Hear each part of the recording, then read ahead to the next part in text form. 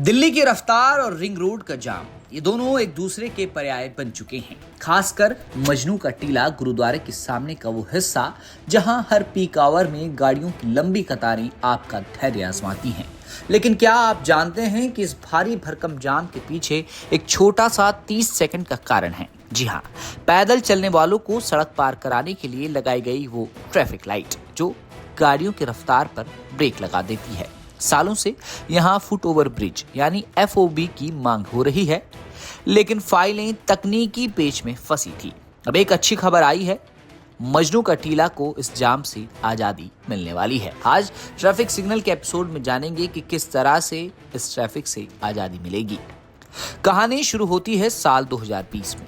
Outer ring road को signal free बनाने के लिए PWD ने यहाँ एक के बाद एक कई यूटर्न बनाए। मकसद था ट्रैफिक लाइट हटाना और रफ्तार बढ़ाना। गाड़ियां दौड़ने लगी, लेकिन पैदल यात्रियों के लिए सड़क पार करना जानलेवा हो गया। मजबूरन प्रशासन को वहां फिर से एक 30 सेकंड की ट्रैफिक लाइट लगानी पड़ी।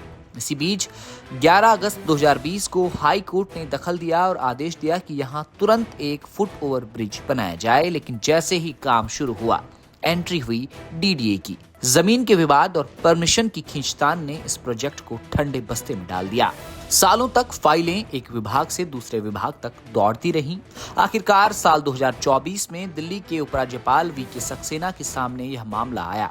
उनके सख्त निर्देश पर DDA ने जमीन को मंजूरी दी, लेकिन कहानी यहीं खत्म नहीं हुई।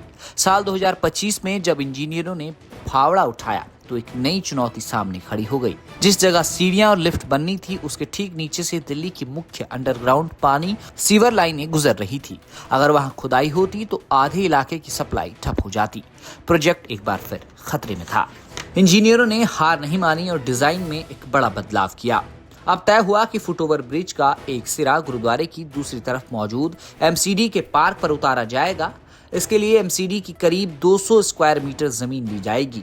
PWD ने इस जमीन की कीमत और डेवलपमेंट फीस के तौर पर 37,94,821 रुपए यानी 3.7 मिलियन रुपए देने की मंजूरी दे दी।